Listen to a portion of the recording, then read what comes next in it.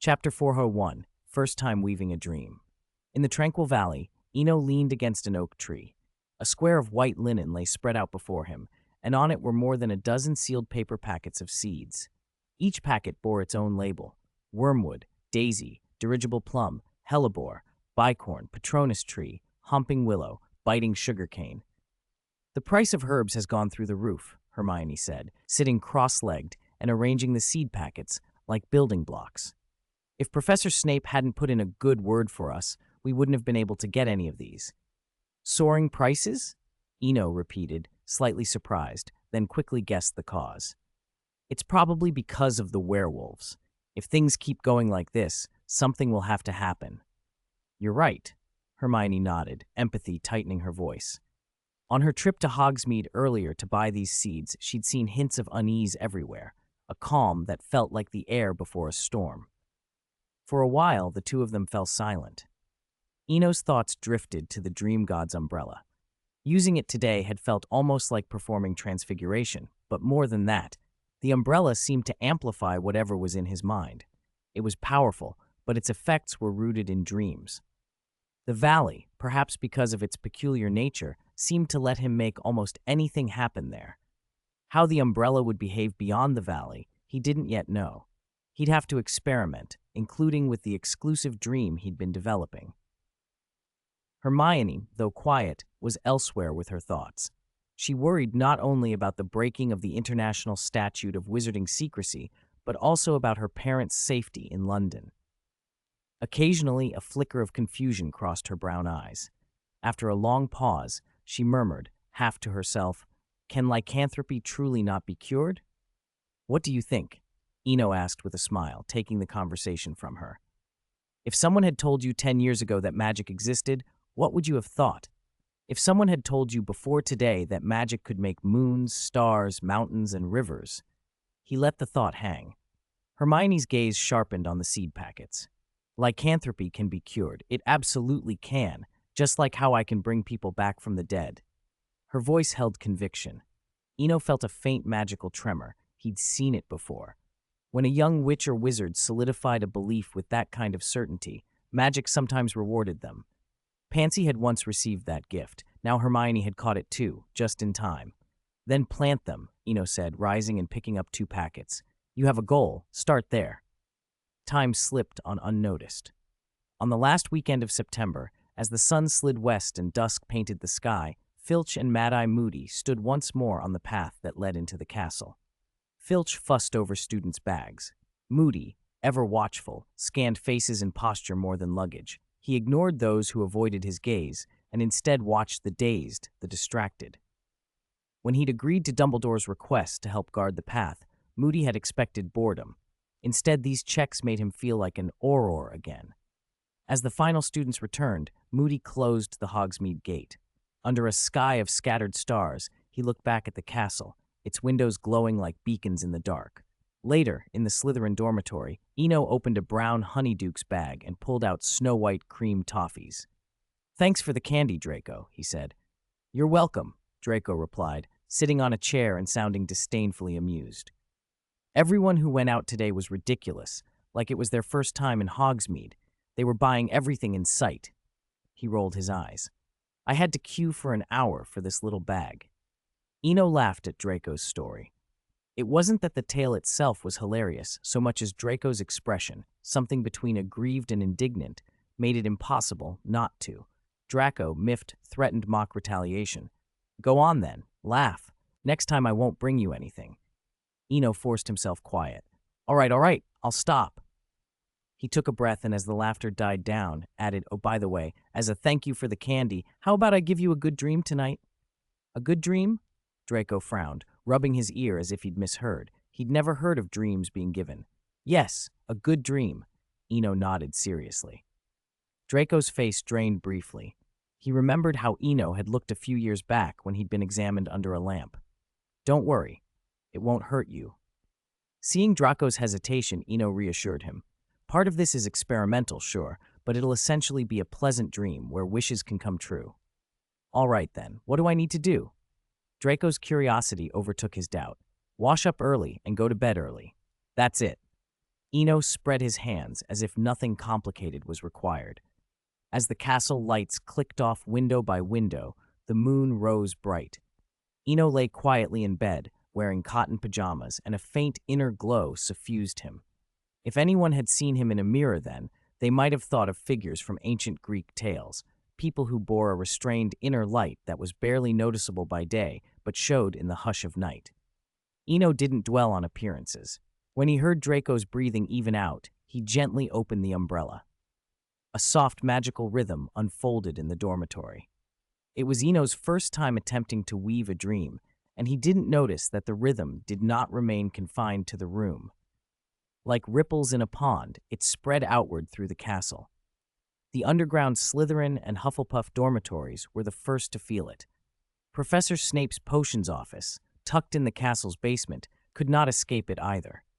The rhythm rose through the levels, the first floor, the Great Hall, the second floor, the third, slowly enveloping the whole castle. On the 8th floor, in the headmaster's office, Dumbledore felt it.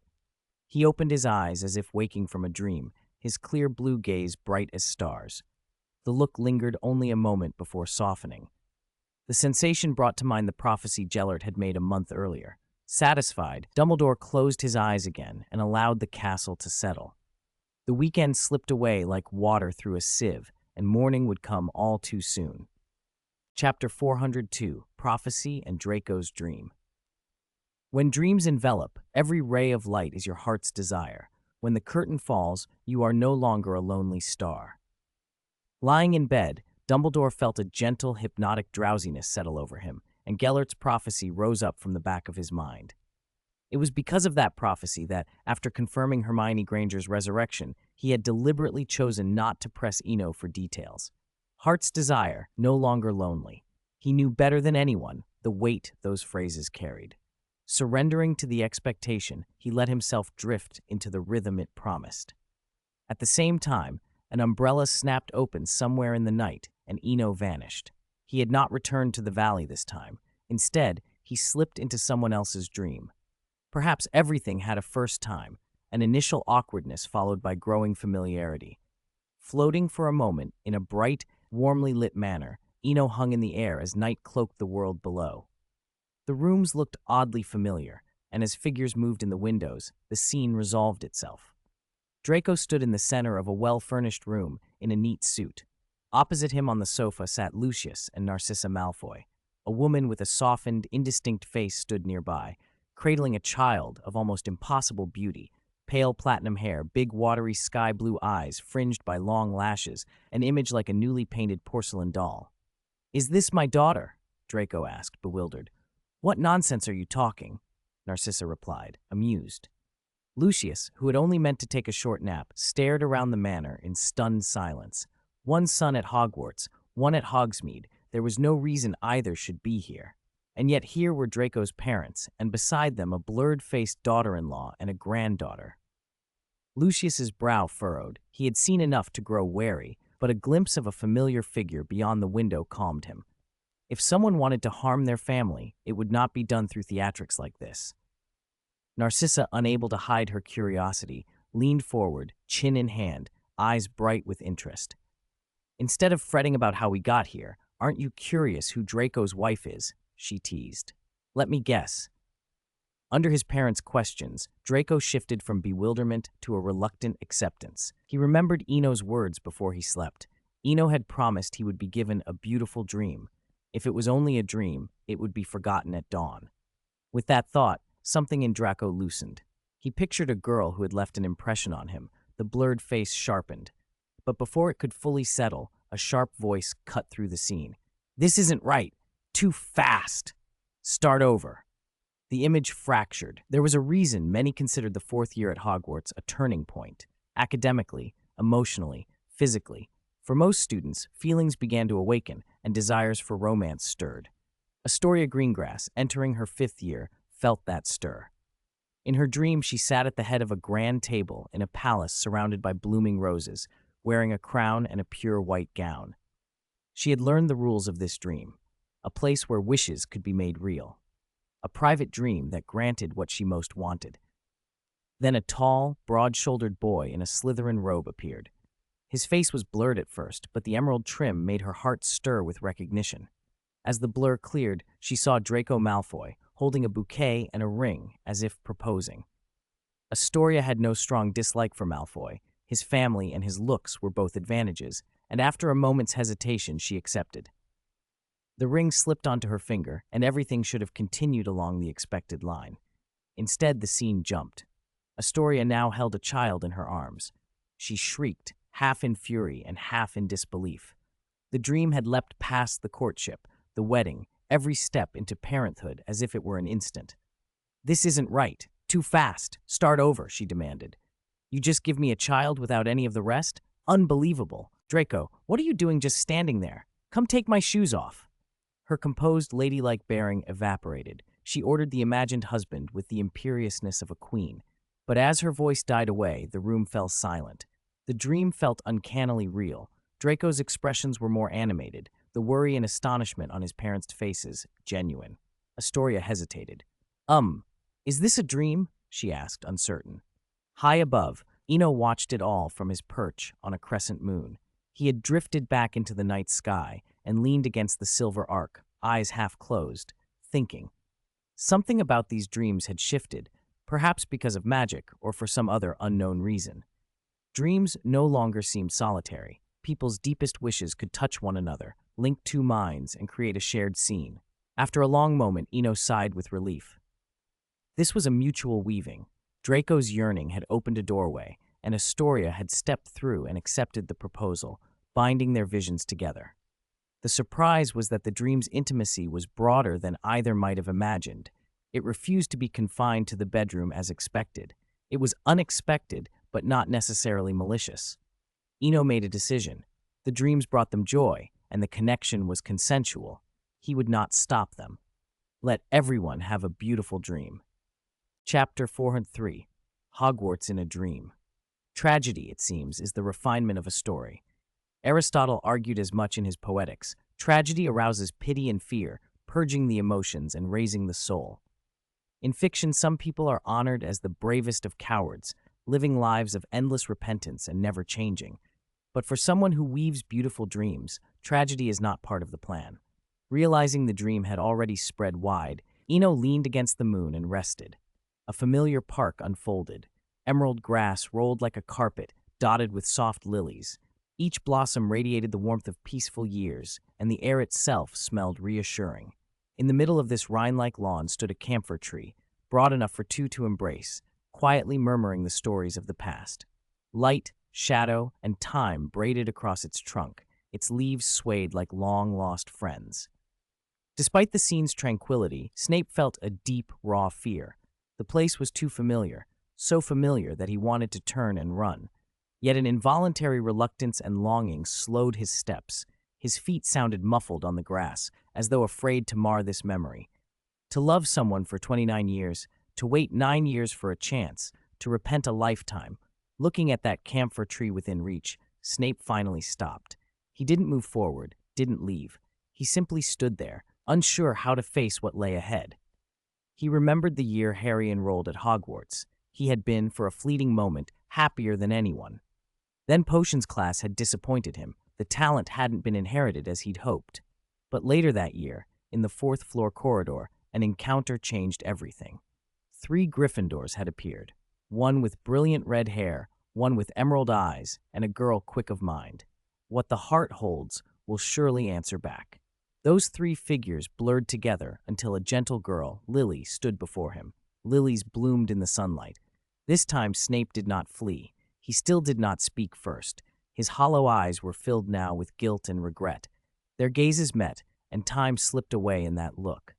After a long silence, a crisp voice cut through it. "Don't you have something to say, Severus?" "Lily?" With that single name, Snape seemed to draw every ounce of strength. "Speak," said the voice. Young Lily raised an eyebrow and folded her arms, listening. The sight of her transported him back to that summer. He could no longer hide his feelings. "I'm so sorry, truly. I know I can never atone for what I did, but I've done my best to protect your son, my whole life." He slumped onto the soft grass. For a moment, he did not know whether this was a dream or a memory, but its immediacy left him unable to overthink it. Young Lily watched him quietly, curious at his sudden appearance and touched by something like joy. In her memory, when the green curse struck her, time had seemed to freeze and the world had gone gray, as if a curtain had fallen. Her silence in that moment felt like living hell to Snape, every passing second a fresh torment. Just as he neared collapse, Lily's voice came again, clear and decisive. "Oh, never mind. Tell me about Harry. How is he?" At the same time, Dumbledore arrived at Fertile Source. The world believed his family home lay in Godric's Hollow, but Fertile Source was where he had been born and where he had spent his carefree childhood until Ariana's accident at 6 forced the family to move. He stood among the memories of his parents' smiles, his sister's quiet presence, the little house that haunted his dreams, and his peculiar, still yet aged brother, Aberforth. Seeing the scene, tears sprang to Dumbledore's pale blue eyes. "Of all things, even in a dream I run into a pest," Aberforth muttered, grumbling his displeasure at the old headmaster's emotion. It was mild annoyance rather than hostility. When Kendra, gentle but firm, reprimanded him, Aberforth, even with silver hair, shrank back to the side like a child. Ariana covered her mouth and giggled. Watching his mother wave, Dumbledore hurried forward without thinking. There was too much to confirm. Whether this was dream or memory, what these people meant to him, what he had lost. Night laid its gentle hand on the earth and let slumber take hold. But time never truly stops. When dawn first brushed the horizon, like a sword cutting the bonds of night, the sky changed from deep blue to pale purple and then to brilliant orange-red, as if painted stroke by a master. The forbidden forest, the wide black lake, the silent, venerable castle, everything awakened in that light. On an early October morning, Hogwarts itself felt subtly different. The stone remained unchanged. What altered were its people. As the students and staff woke and washed and gathered for breakfast, it looked as if an old burden had been lifted from them. Light shone in many eyes. Some looked relaxed, some satisfied, and some as if they had let go of something heavy and were mourning the loss and release at once. Pansy was among the last. In her dream the night before, she had met the person she longed to see and had not received the answer she hoped for. Yet she did not feel the depth of despair she had expected. Perhaps, as she'd been told, some school day crushes are meant to end with school. As morning light poured into the tower, students, freshly washed, filed into the great hall. Dreams were beautiful, but life continued, and breakfast could not be skipped. Eno, the instigator of much of what had occurred, lay lazily in bed, refusing to rise. He had been exhausted last night. Not only had he politely turned Pansy down, he had also slipped into Dumbledore's dream. Speaking with the old headmaster's family had revealed unexpected things. Certainly, the dead could sometimes appear in dreams. "When everything's settled, I'll go to the Hall of Death," he murmured, adding another item to his itinerary as he lay back on the soft mattress. Meow. May everyone's eyes shine. Sleep well, and don't forget to eat breakfast on time. Chapter 404. A Change of Fate. Harry and Neville. To many, dreams are only a complicated, mysterious physiological phenomenon. People say this because everyone dreams to some degree. When something is common, it ceases to feel uncanny. That is the ordinary view. In occult theories, of course, dreams can be omens or even doorways into parallel worlds, but those ideas felt distant to the young wizards. Most people in the castle simply believed they had had a strange, pleasant dream, Harry among them, Neville among them. In the Gryffindor common room, amid everyone's satisfied expressions, Harry and Neville were different. In some ways, the two were similar, both born in July and both deprived of parental love from childhood. Neville, however, was luckier. Though his parents lay in St. Mungo's, he could visit them. Harry could only see his parents in photographs or in the Mirror of Erised. Yet after one extraordinary night, their situations diverged sharply. In the old house at Godric's Hollow, Harry had seen the figures from his dream. His parents looked a little older than in the photos, but when he saw them, he could not hold back his tears. He had imagined for years the moment he would speak to them, tell them about the neglect from Uncle Vernon and Cousin Dudley, the thrill of his first owl, the terror and wonder when Hagrid arrived. But when he actually stood before them, all the rehearsed speeches vanished. They embraced, and with his parents beside him, Every grievance felt light as a breeze in Godric's Hollow, moving through the branches without lifting a single fallen leaf. This was not like the mirror of Erised. Harry knew, with a clarity he had never felt before, that the people in front of him were truly his parents, not mere reflections of desire. After the initial embrace came what he had always dreamed, a family birthday celebration. His birthday was in July, but who cared that it was early October? His mother had baked a cake, his father opened a treasured bottle of Ogden's old fire whiskey, candles were lit and blown out after wishes were made. The joy of reunion washed away old sorrows and made time race.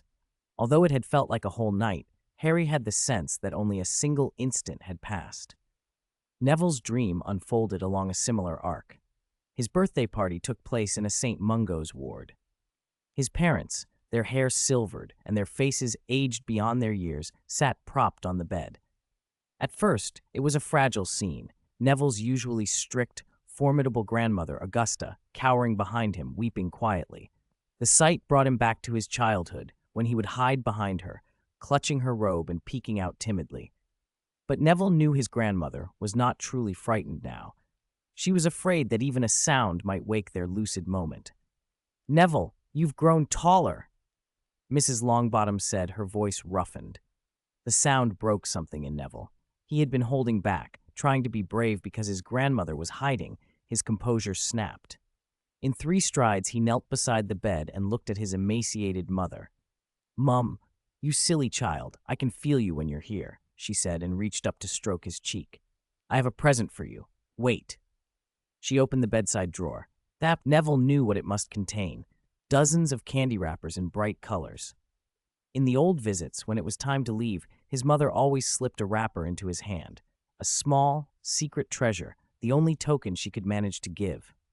When she opened the drawer now, Neville saw not plain wrappers, but a marvel. A brilliant carnation folded from many colored wrappers. Beside it lay small figures, wizard chess pieces, jumping paper frogs, flying paper cranes, tiny stars, all crafted from candy wrappers. As the drawer slid open, the paper cranes and little stars seemed to lift as if by magic and floated around the bright, sterile ward. Reds, yellows, blues, wrappers that seemed to glow and turned the room into something dreamlike. "I'm sorry," Mrs. Longbottom whispered. "I always wanted to fold these well and give them to you, but my body won't obey, and I have so little time when I'm lucid." Neville's tears came like a spring. He had not known his mother had lucid moments. No one had told him. Had he known, he would have gladly stayed in that ward forever. At that moment, Mr. Longbottom helped his elderly mother, Neville's grandmother, walk over, and the 3 generations sat together, surrounded by flying paper cranes and stars. At Mrs. Longbottom's suggestion, they held a birthday dinner for Neville. There was no cake, no champagne, only the bouquet of candy wrapper carnations. Yet it was the only birthday dinner Neville would ever have with his parents and grandmother. Dawn came, and the dream ended. Back in the Gryffindor dormitory, Harry and Neville opened their eyes at the same moment.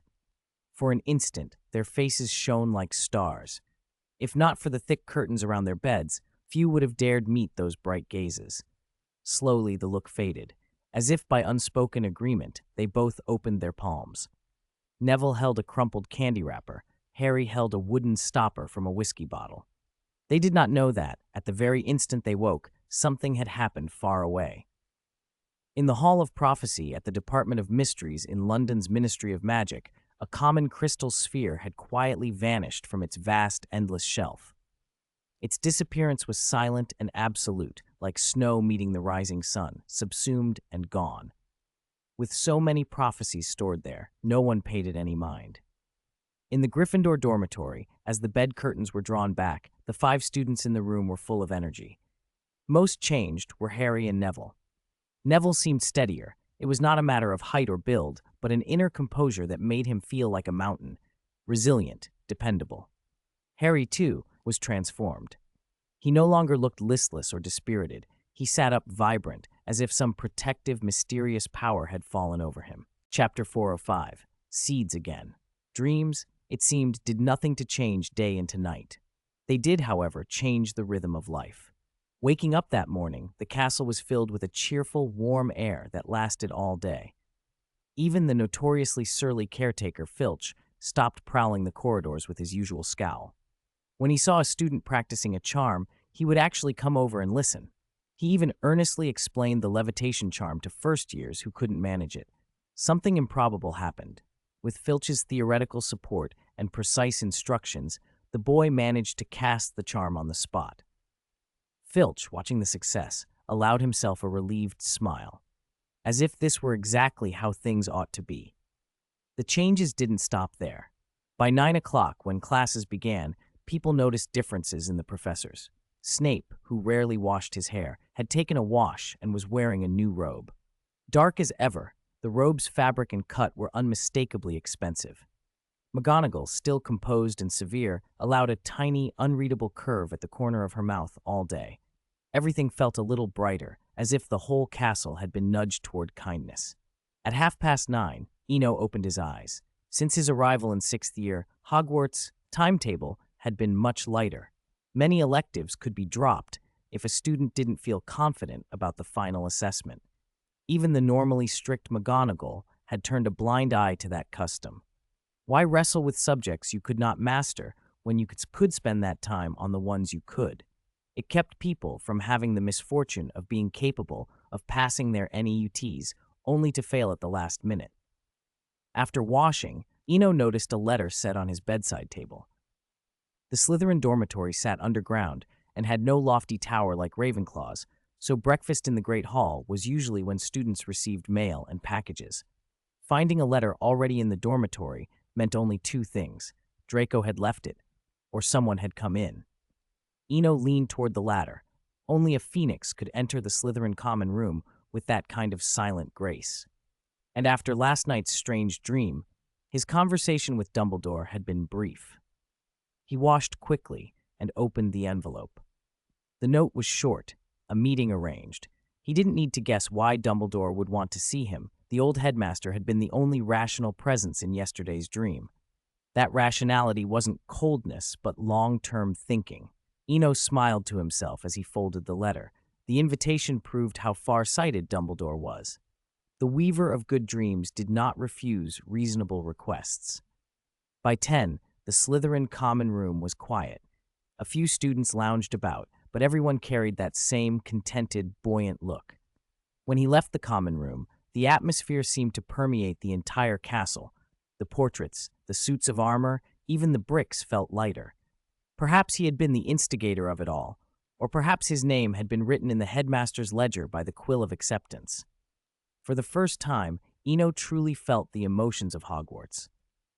No one can know all of Hogwarts' secrets, he thought, remembering a line Dumbledore had once said in the original telling.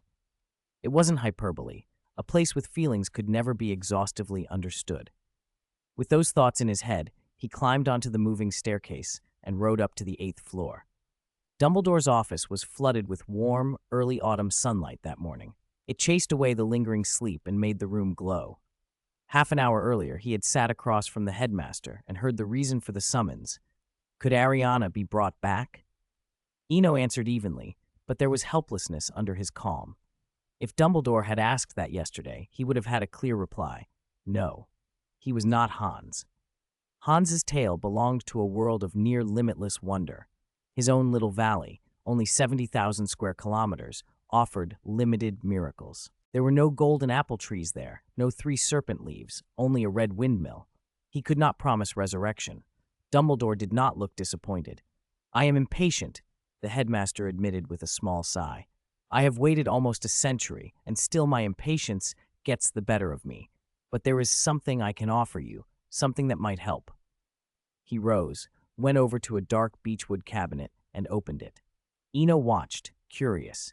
Dumbledore's cabinet was a catch-all: sweets, odd trinkets, a pensieve, objects no one could guess the use of. It was the kind of cupboard a child would make a treasure chest from. This time Dumbledore took out a tiny square box. On the lid was the Honeyduke's logo and a small line of text: customized chocoballs, super bubblegum. Eno's lip twitched. He had expected something grand, not a candy box.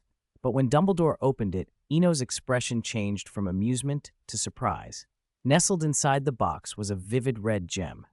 No larger than a pea, It looked like an uncut stone, an irregular crystal, clear and gleaming with a deep red like dried blood. Despite being tucked into a bubblegum tin, its presence filled the room with a quiet gravity. Ino guessed at once what it was. "That's right," Dumbledore said. "Nicholas entrusted me with this. I was an alchemy enthusiast in my youth. I could not bear to see it destroyed." He pushed the box toward Ino. Seeing the Philosopher's Stone so small and intimate set off a strange private thought in him. In the valley, everything miraculous had a way of growing. The giants in tails planted magic beans. Others found wonder in pebbles that sprouted. If a pea-sized red gem could be anything, surely it could be a seed. For an instant, he wanted to bury the Philosopher's Stone in the valley, just to see what would grow from it. It would be a pity not to try. Chapter 406: A Change in the Castle's Atmosphere. As the only known legendary alchemical object capable of extending life, the Philosopher's Stone truly was a miracle. It was precisely by relying on that miracle that Nicholas Flamel and his wife Perenelle lived for more than 600 years. Eno gently lifted the stone from the box, letting it sit in the palm of his hand as he examined it. It threw brilliant colors into the sunlight. If anyone else had produced it, he might have suspected a business transaction, but with Dumbledore offering it, Eno assumed the old man wasn't thinking in those terms. Still, he felt it necessary to be clear to prevent any future misunderstandings. "Professor, it's an honor to see this miracle of alchemy," he said. "I'll do what I can, but I can't promise success." If possible, he wanted to help in secret, if only a little, as a reward for a lifetime of devotion. If not, then the dream itself would be enough. "That's all I can offer, truly." Dumbledore seemed to understand. He nodded with a serene smile. "Ariana is unique. As her brother, I can't be the one to decide what's best for her." Eno put the Philosopher's Stone back in the box and leaned back on the sofa with a soft sigh. "That's admirable. Most people don't understand that principle." He felt Dumbledore deserved his reputation, self-restraint, and altruism.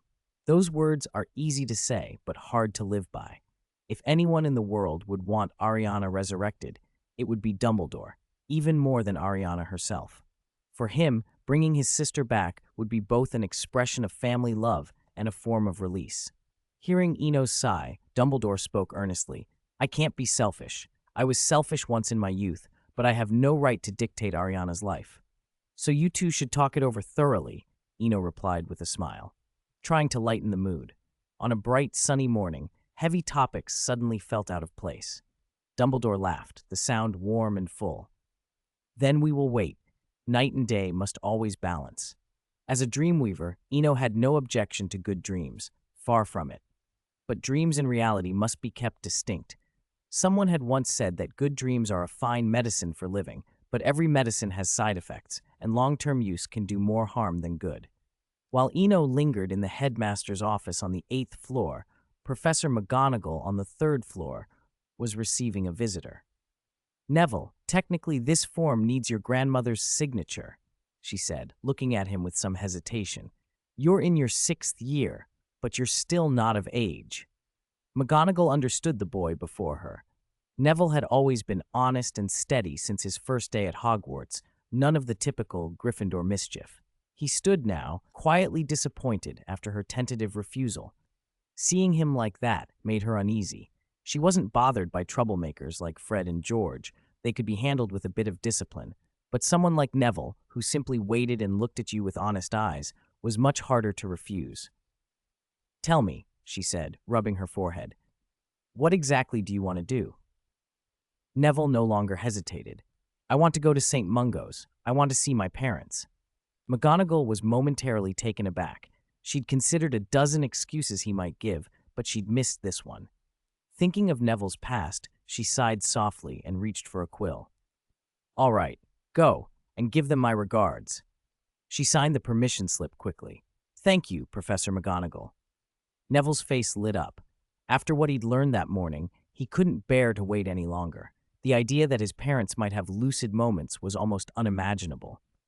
He felt guilty for not thinking more about them when he was younger. He had relied on the healers at St. Mungo's, convinced that the damage from the Cruciatus curse left only basic bodily functions. Yesterday's events had been a rude awakening. When he was small, he would spend whole days in their ward, but over time he found himself merely peeking through the window.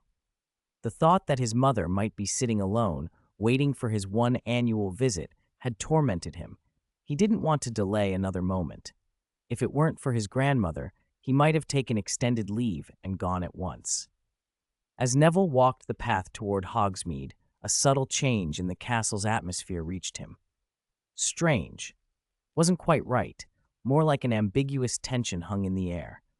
Whether muggle or wizard, school youth seemed full of charged energy. Perhaps Draco and Astoria weren't the only pair affected by last night's dream, but theirs was certainly the most awkward. At the end of the fourth-floor corridor, the usually quiet trophy room held two students who weren't its normal visitors. Draco stood awkwardly, unsure how to face Astoria. She, too, remained silent, uncertain and uncomfortable. She wasn't even sure when her feelings for Draco had developed. Their first meeting had been before she entered Hogwarts. By her mother's instructions, she'd accompanied Daphne to a small gathering. Going uninvited had felt rude, but she remembered only 5 people had been there: Swinburne, Parkinson, Daphne, herself, and Draco. Draco had been the one to put her at ease, apologetic and gracious, introducing everyone. Perhaps that was the beginning of something. Having feelings didn't mean she could accept everything from last night. She had inexplicably met his parents, and, more jarringly, she had held a little girl in her arms. Finally, Draco broke the silence. I really like Lucy." Astoria choked on the words. She had expected explanation, consolation, or even a confession, but not that. "You're mistaken, Mr. Malfoy," she said, trying to keep her voice steady. "It was just a dream. Nothing actually happened between us." "How can you be sure?" "Maybe it's a glimpse of what's to come," Draco replied, his voice edged with anxiety. He couldn't pretend nothing had happened. The warmth of last night had made him see his family differently and understand the sacrifices his father had made. That memory had pulled him in a direction he hadn't expected. Astoria found his anxiousness almost absurd. The future can be changed. Besides, you haven't even acted on anything. With that, she turned and left the trophy room. Draco, stung by her words, hurried after her without thinking. Wait, Chapter 407, Wrong Start, Right End. What happened in the trophy room on the 4th floor was not an accident, but a small reflection of Hogwarts itself. After last night's events, many people who had harbored warm feelings for each other finally found the courage to voice them. Eno, however, didn't immediately notice the subtle shift in atmosphere, because a piece of news interrupted his plans. "Professor, are you saying the protective magic around Harry has changed?" he asked. "Approximately so," Dumbledore said, inclining his head. "Before you arrived, the portrait in the Gryffindor common room had already told me about Harry's change. Aside from that magic, I can't think of anything else that would have altered him." As Dumbledore spoke, Eno fell into thought. The protection Lily had cast at the cost of her life, strong enough to deflect Voldemort's killing curse and send it back on him, was extraordinary. Eno had felt the force of that curse himself, swift, lethal, threaded with pure killing intent. Any ordinary wizard would have stood no chance. That the curse had no effect against Harry's protection made it easy to admire its power. But power came with limits. In the original story, that protection was tied to family, to kinship. Harry had to spend summers with his aunt for it to hold. That protection had seemed almost incidental in the books. It showed twice, when Harry was a baby and when he touched Quirrell, and later Voldemort skirted it by using Harry's blood. Overall, the protection felt curiously underused. Now, listening to Dumbledore, Eno let a bold conjecture take shape. Maybe Harry never really had kinship growing up, so the magic his mother released never fully blossomed. It wasn't a wild guess. His life made it plausible. Harry had been raised by a neurotic aunt and a hot-tempered uncle, with a cousin who bullied him. Hardly a place to experience family love. Dumbledore nodded. "You're right. Magic that springs from love and kinship requires love and kinship to take root." He paused, looking toward the window. The early autumn Forbidden Forest looked lush yet solemn. Harry's drained condition had come from Snape's potion, a poison for the soul. But now that Harry had changed, the cause was clear. His soul had changed. Eno pursued the thought further, and the more he considered it, the more absurd it felt. So much had been sacrificed to solve a problem that might have been avoided entirely by a different beginning. What if, as a child, someone had genuinely cared for Harry, improving his relationship with his aunt and uncle, so the protection Lily wove would have taken hold? Forgiveness, kinship, a happy childhood. Perhaps the truest way to start a tale like this would have been to let it begin as a fairy tale. The tragedies that followed might never have happened. One wrong step at the start had led to many wrong steps after. Relief softened Eno's voice. Professor, would you like to hear a story from me? A simple fairy tale, ruined by adults. Time slid away quietly. That evening, Hogwarts settled into an unusual hush. After dinner, students and staff, professors Filch, even Moody, retired early. They lay awake in bed, restless with anticipation. In the Slytherin common room, Draco sat, eyes wide and sleepless, refusing to lie down. Eno finally relented. Draco, you need to understand one thing. Presents are for Christmas. If you open them every day, Christmas would lose its meaning. But I miss my daughter, Draco protested, grinning like a child. For a moment, Eno wanted to pull out a film mirror and record the scene, just to show Lucius and Narcissa what their son was like, musing about missing a daughter at an age where most should be thinking about who might become the mother of their children. In that case, marry after graduation, Eno said. Now go to sleep, before you start imagining weddings in the common room. He waved his hand and let the heavy bed curtains fall, cocooning the space. Lying down himself, Eno's mind buzzed with the day's surprises. He had unexpectedly come into possession of the Philosopher's Stone, an artifact that, in the original telling, should have been destroyed. He had witnessed Harry's change and a string of consequences that might follow. But the change in Harry brought him the most comfort. It meant things could be settled sooner. The start of a fairy tale should end like a fairy tale, he thought, and his mind drifted to the ridiculous prophecy published in Hogwarts past. Under a rainbow sky, Voldemort utterly vanquished, and sweets raining from the heavens. When he first saw it, he'd assumed it was a joke, but after today he found the idea strangely appealing. Harry's story had begun wrong, but perhaps it could still end right. There would still be regrets, of course, but if the ending could be joyful, that would be enough. He remembered the conversation in the headmaster's office that morning. He'd told Dumbledore a different kind of story. Hogwarts breached, many sacrificed, regrets and complex emotions, and then voiced the same hypothesis. If someone had helped Harry as a child, so he hadn't slept in a cupboard, worn rags, or become his cousin's punching bag, maybe the later tragedy never would have unfolded. After saying it, Eno had left the office. Everyone in the story had choices, everyone but Harry, who had always been acted upon rather than choosing. Maybe the original tale had simply started on the wrong foot. If Harry had had a childhood filled with understanding and kinship, perhaps the entire arc would have been different. No needless sacrifices, no wasted grief. Perhaps that single, softer beginning would have been the correct spell to let the rest fall into place. The night was still. The promised sweet dream never came, but it did nothing to disturb the castle's rest. After dusk, Eno returned to the valley once more, carrying the Philosopher's Stone he had found earlier that day. Time in the valley ran in step with the outside world. The bright, crystalline moon hung like a ball of glass. The star-studded river glittered with jewel-like lights. An early autumn breeze moved through the oaks and the closed flowers, giving the place the raw, open feel of a wilderness. Only the little tavern a short walk away still glowed with a warm orange light. Outside the tavern, Eno laughed. The once neat counter was now cluttered with bottles, jars, and odd ingredients. Several tables were occupied by cauldrons exhaling thin green smoke. Still a tavern, is it? Someone who didn't know better would think I'd walked into an old witch's cottage. Hermione, working behind the bar, frowned for a moment at the phrase old witch, then realized he meant the fairy tale kind, not the dark wizards of Nocturne Alley. She played along and chuckled. So the brave young warrior still comes. Aren't you afraid of being eaten by the old witch? In what? Eno's face went blank for an instant. The English word eat didn't usually carry ambiguity for him, but a memory from a past life crept up. In some Eastern tales, to eat could be a euphemism that required a long explanation. Hermione, hearing no answer, looked up from the potions with a small, reproachful flash in her eyes.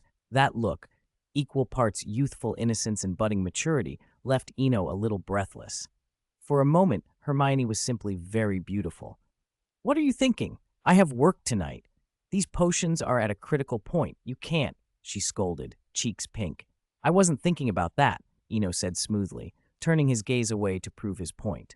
His casual indifference annoyed Hermione. She puffed out her chest. "Already tired of me, huh? Then don't think about these potions tonight," he teased, stepping toward the bar. Hermione snapped the room's divider shut with a small shriek, an overreaction in jest, and then, because she couldn't afford distraction, covered the cauldrons and went back to her work. Eno knew how important these potions were. They were meant to help the werewolves, and Hermione had poured painstaking effort into them. He wouldn't let a joke derail her. The tavern's ground floor was over 100 square meters, but compactly arranged with 6 tables, most of them occupied by bubbling equipment. Eno transfigured a small table and 1 chair for himself. On the table he set an old bronze oil lamp, and beneath its light placed the crimson gem that was the Philosopher's Stone. He had considered burying it as a seed in the valley, but when faced with such an alchemical treasure, he had to inspect it first. A search through the history of magic suggested there had never been a second Philosopher's Stone recorded. Under the lamp's glow, Eno examined the stone through a magnifying glass, deliberate as a master gem cutter. Hermione glanced up once, curiosity held in check by the delicate moment in her cauldrons, and then returned to her work. Quiet settled over the tavern, both of them focused on what was at hand. After a long, careful look, Eno set the magnifying glass down and leaned back. Through the lamp's light, he had seen the stone's essence, and it surprised him with its simplicity. He had expected a bewildering tangle of alchemical formulae and inscriptions like the Goblet of Fire or a time-turner might bear. Instead, at the core of the stone was a single ancient rune, a simple character, the basic rune for teeth, the little thorn rune taught in Professor Babbling's third-year Ancient Runes elective. Any third year who'd taken the course could reproduce it with ease. Yet that single elementary character had sustained Nicholas Flamel and his wife for nearly 700 years. The discovery felt absurd and yet undeniable. Eno remembered Flamel's own words, how he had hinted at the stone's incompleteness, and the manuscripts Flamel had published. Those texts were full of elaborate formulas and complex refining methods, dazzling in their learning, and could mesmerize any scholar. And yet, all that intricate knowledge had culminated, apparently, in the embodiment of one simple rune. A thought came to him. Perhaps the Philosopher's Stone was not a complicated formula given solid form, but the concrete manifestation of that particular ancient rune, the teeth. If so, the stone's uniqueness made perfect sense. There are only 25 ancient runes, 24 letters and 1 empty rune representing fate.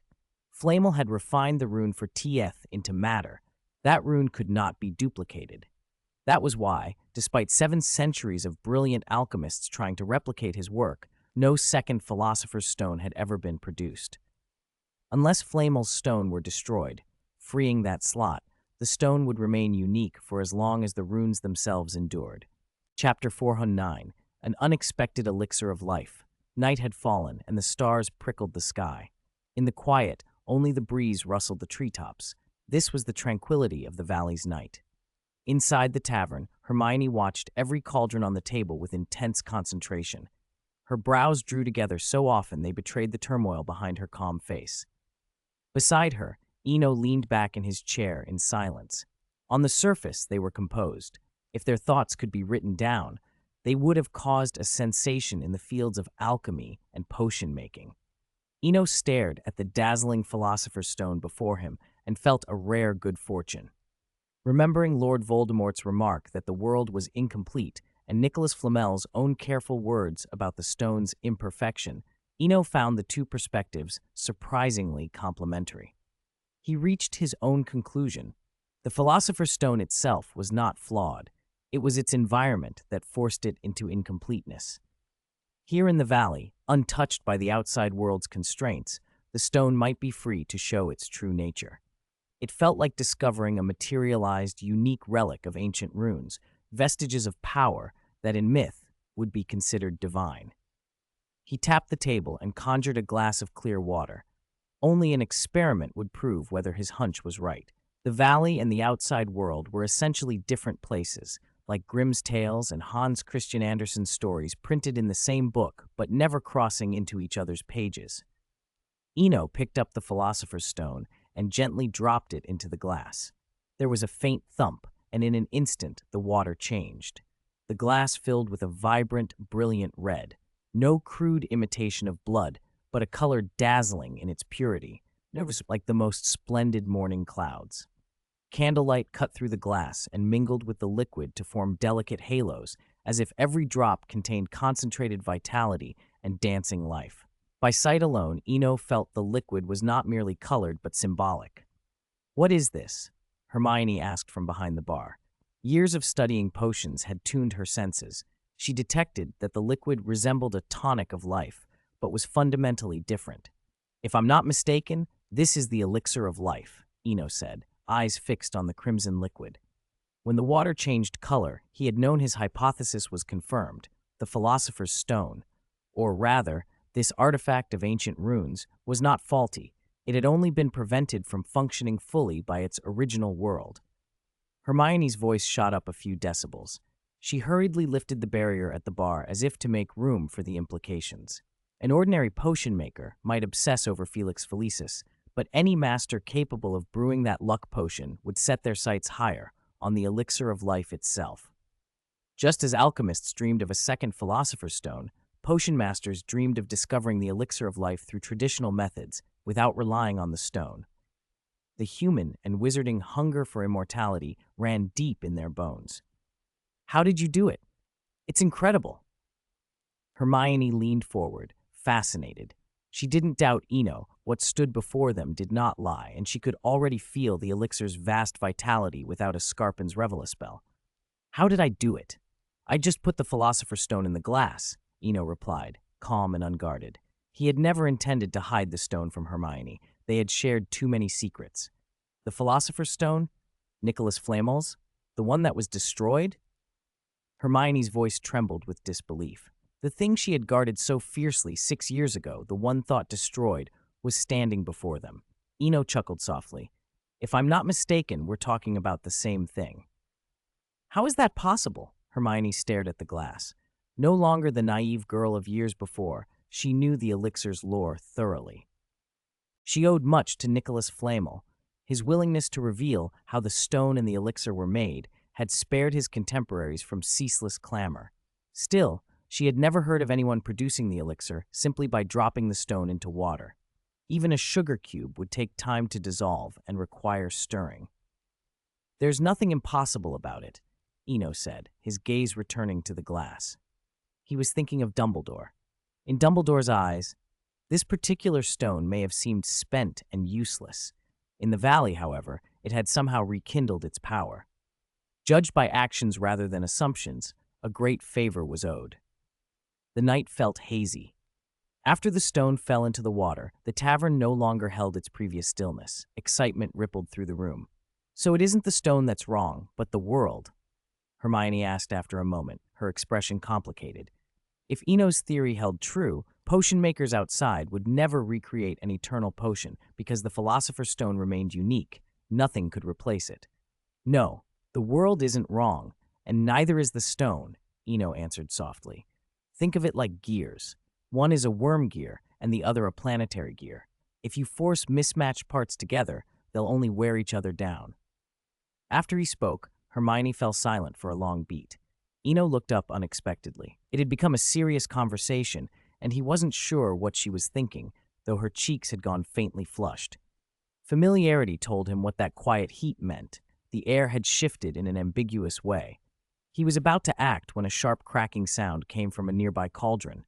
"My potion!" Hermione snapped out of her trance. Her whole demeanor shifted. She became focused, analytical, as if she donned Ravenclaw's diadem, turning sacredly rational. Eno didn't mind the change. His eyes returned to the Philosopher's Stone nestled in the crimson glass. A memory surfaced. There was a well in the valley, perhaps another place linked to the stone's renewed efficacy. Xiaodi's share for today, Elixir of Life. The Elixir of Life is a magical potion produced using the Philosopher's Stone. It extends the drinker's lifespan, but the effect is not permanent. The potion must be taken regularly to maintain its life-extending benefits. It does not guarantee immunity from accidents or disease.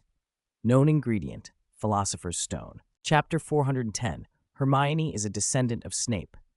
As the six-petaled tulip rose quietly, it announced the coming of a new day. In the first guest room on the tavern's second floor, Eno blinked awake and glanced at the alarm on the wall. 7:30 a.m. Still early. He decided not to wake Hermione, who lay beside him. Last night had indeed been a little wild. The failure of that final potion had sent Hermione into an unusual frenzy. She had thrown herself into work with a kind of reckless abandon, venting everything at once. The chaos lasted well into the night, and only with the help of some special potions did things finally calm down. Eno couldn't help but marvel at a wizard's stamina. No wonder they were so obsessed with Quidditch, a game that demanded exactly that kind of risk and endurance. He had spent a lot of energy the night before, but the rewards had been substantial. The Elixir of Life, enhanced by the Philosopher's Stone, had been consumed as a restorative tonic shared between them.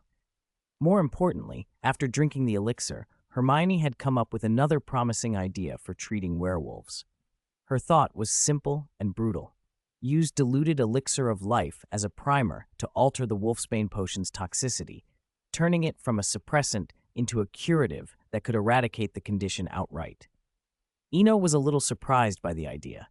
It was very Snape-esque, a willingness to use toxic methods that hurt both target and patient. Snape's approach to Harry had been similar, weakening a Horcrux while weakening Harry himself. Hermione's plan had that same dual-edged quality. The treatment's toxins would harm vitality indiscriminately. But she had found a counter. If the elixir were diluted and formulated carefully, it could offset the damage the poison inflicted. That breakthrough was why everything had calmed in the latter half of the night. She'd had to pause before losing the inspiration. Eno glanced once more at the woman sleeping peacefully and dressed. He pushed the door open and left. He intended to go see the valley well and securely place the Philosopher's Stone. If Hermione's method truly worked, the amount of elixir required, even diluted, would be considerable. Hermione opened her eyes quietly, just as the door clicked shut. She had been pretending to sleep, and now the memory of last night's intensity made her feel a little embarrassed. Eno had noticed her ruse. That was part of why he had chosen to put the stone in the well early. No matter how close they were, they still owed each other a little privacy. In the valley, not far from the herb garden, an ancient well sat quietly. Its head was built from bluestone slabs, weathered and rimed with moss. The edges were worn smooth. Morning sunlight skittered over the water and sent gentle ripples across the surface. "Blue Lantern," Eno called softly by the well. A 2-foot-tall figure appeared beside him. "Master, any orders?" Blue Lantern bowed. "Help me place this stone at the bottom of the well." Eno opened his palm and revealed the glowing Philosopher's Stone. He didn't plan to use it for anything flashy. It was nearly materialized from ancient runes, and its magic could not be exhausted. Blue Lantern bowed again and vanished. Seconds later, the previously clear water grew bright crimson. Eno cupped some in his hands and drank. The vitality in the water was unchanged from the cup they'd shared the night before, just as potent. The well water's quality hadn't diminished, confirming Eno's suspicion. As long as the mystery of the ancient runes remained, there was no risk of depletion. He smiled to himself. Rune legends were countless. Even if the magical world lost its memory, the Philosopher's Stone would remain untouched. Besides, he thought, there were still 25 runes left. He had believed his path in magic was nearly finished, but now he had discovered another avenue. Like creating the Philosopher's Stone, he could use alchemy to replicate the remaining runes. The valley might even allow each reproduced rune to unleash its own miracle. It was an intriguing possibility. Everything felt relative and connected. Back at the castle, which had come awake after a night's slumber, life already felt loud and ordinary. The strange experience of the night before last seemed like a dream. It hadn't continued the next night, much to everyone's disappointment. In the great hall at 8, Draco sat at the long table while conversations swelled around him. Many voiced regrets and complaints, but he stayed out of it and ate quietly. He had realized something no one else seemed to. No one really knew what had happened in that dream. The thought that he alone understood the truth made him smug. Being trusted felt good. "You'll be busier than usual today," a voice said in his ear. Colin, half asleep, slid into the seat across from him. "That's fine. It's the only way the magazine will survive," Draco replied indifferently. If the workload got too heavy, he could always hire more people. Better that than letting the magazine be a passing fad. Colin yawned. He had once been admired by new Gryffindors for being allowed to sit at the Slytherin table, and he recognized himself in a first year he'd seen recently, a small fellow who carried a camera and took pictures everywhere, utterly enchanted by it. Time had moved on, and the boxy cameras of Colin's past had become quick, instant cameras, but the eagerness felt the same. Chapter 411, Halloween and the Forgotten Hagrid. Time flew. Quiet days always seemed to pass in a blink. It was late October 1996, almost a month since the last immersive dream, and less than 3 days until Halloween. The castle was already lightly decorated. Although Hagrid had settled into the post of Care of Magical Creatures professor, his decades-long preparations for Halloween were undiminished. Every spring, he planted whole patches of pumpkins behind his hut to decorate the castle each November. The Black Lake had put on a thin sheet of ice with the sudden chill. Eno walked slowly along the familiar path by the shore. The withered yellow grass and the bare humping willow gave the scene a touch of desolation. "Are you ready?" Hermione asked again on the quiet path, still worried. She had asked many times, but she couldn't help it. This Halloween feast, Eno had something daring planned. "Don't worry. Maybe I'll even make it back before the feast ends to bring you candy," Eno said, smiling. "I might be gone for a little while, but I'll be back." "You always have to be careful," Hermione pressed. "If anything happens to you, I'd have to go to the arid continent to find a way. I don't have any of the teachers, and I don't have any golden apples." Her voice fell. She had inherited the sanctuary, and now only one door in it opened to the arid continent. She couldn't force the door of the valley, not even with everything she had. "Don't worry, I'm confident. Besides, there's Professor Dumbledore. He's coming as a special chaperone." At the name Dumbledore, Hermione's tension eased. The name always had a calming effect. She let the subject drop. Walking the lakeside in late autumn might have seemed a little foolish, but it didn't diminish their spirits. The cold and the sight of the frozen lake made Hermione think of the years she'd been transformed. "I wonder how Odette is doing," she murmured. "Do you think we can still go back in?" "Of course," Eno said decisively. "After Halloween, I'll try to take you into the story of the Ugly Duckling."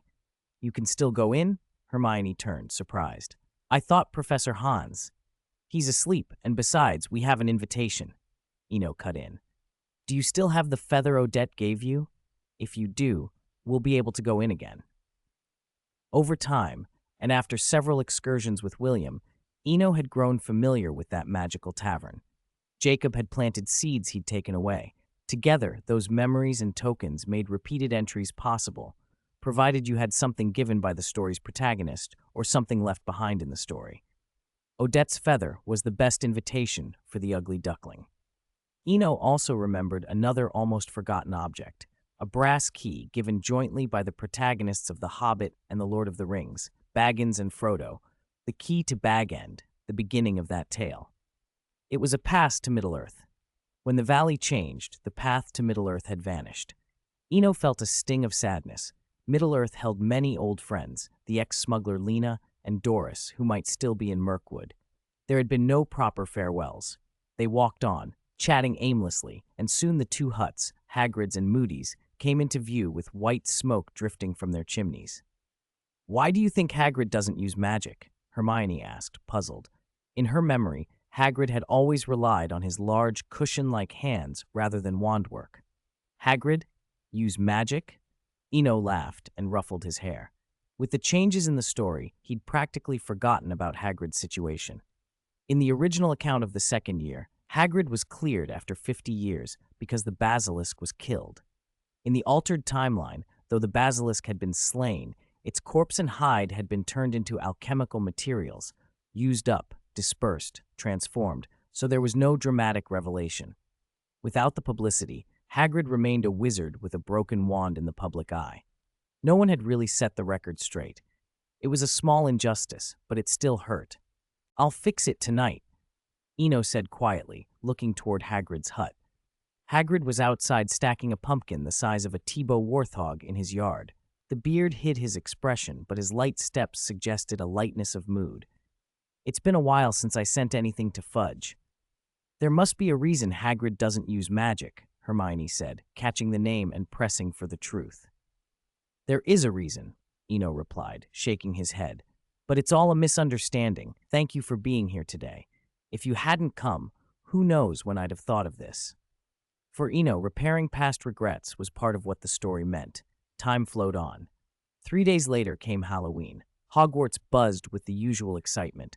The wizarding world beyond seemed calm. In the morning, an owl arrived from afar, and Hagrid's 10-foot voice howled across the grounds. The owl brought a belated apology, a brand new wand, and compensation. 75 galleons and 12 sickles. Moody, standing outside his hut listening to Hagrid's jubilant cries, allowed himself a rare smile. He held today's daily profit, and on the bottom of the front page, in a 3-inch column, a prominent headline read, 50 years of unjust imprisonment. Meow, today's over. Wishing everyone a happy time. Chapter 412, Give Candy to Seniors. Halloween is older than Christmas by many centuries. Its roots probably go back to around 500 BC, when people marked the transition from autumn to winter with rites meant to ward off evil. In early Muggle societies, where productivity was low and winters were brutal, sickness and death were often blamed on malevolent spirits. On that night, people would extinguish fires and lamps, dress in frightening disguises, and hope to scare the demons away. By the 9th century, the Church had designated November 1st as All Saints' Day, and the rituals of the eve and the festival merged into the Halloween we know today. October 31st was a festive day. Both Hogwarts and Hogsmeade were buzzing more than usual, as they always were on Halloween. In many ways, these two places were the safest, most familiar corners of the British wizarding world. Even Diagon Alley couldn't match them. At Honeyduke's, Flume carried 2 boxes of bloody lollipops out of the cellar. These crimson sweets always sold well at Halloween. He arranged them in the display and then sat on a stool behind the counter, watching the street through the shop window. Despite the hour, the shop was surprisingly quiet. Part of that was Hogwarts' new policy. Only 5th years and above could visit Hogsmeade now, which cut out most of his regular customers, the 3rd and 4th years. But Flume knew the real reason was darker. Unrest in the wizarding world. Flume wasn't so worried about rampaging magical beasts like Tebow warthogs. Those were visible and manageable. What haunted people was the memory of an Ashwinder that had once passed through the shop. Even the faintest trace of an Ashwinder was terrifying. No one knew where it might have deposited eggs. There were too many stories of entire houses reduced to ash by a single Ashwinder. That, more than anything, made customers keep away. Running Honeyduke's for decades had taught Flume to value the simple joys of the trade. Profit mattered little. The shop had always been his family's. What he loved was seeing children's faces light up, the pleasure of slipping an extra sweet to a hopeful little hand. He often let kids sample a candy with a gentle, indulgent eye. A piece or two was nothing. He was dozing a little when the bell over the door jingled and 2 figures stepped inside. "Professor, anything you want? Cockroach clusters?" "On me today, but I'll limit it to 1 galleon," Eno said with mock largesse. He enjoyed these moments of lively banter. Whatever the true source of his wealth, he liked to be generous in company. Dumbledore, hearing the 1 galleon limit, paused as if calculating the unit price of the sweets. "Cockroach clusters won't do. A galleon won't buy much, but bloody lollipops. I could use some. I don't often eat them, but I like to have them up for Halloween." The bright red lollipops gleamed in the window like a string of jewels. Flume's face broke into a warm smile. "Ha! You don't need to spend today. Halloween giveaway." Dumbledore and his companion exchanged a look. Flume's years in Hogsmeade told him these two weren't there simply to buy sweets. and between them they had 3 phoenixes, which made his suspicion worse. Hogwarts was holding its feast tonight. Dumbledore wouldn't be idle for no reason. Eno's interest was piqued by the offer of freebies. "Since Mr. Flume is so generous, I'll take one of each kind," he declared. "And in return, before Christmas, I'll send you a big package of candy." He loved sweets too.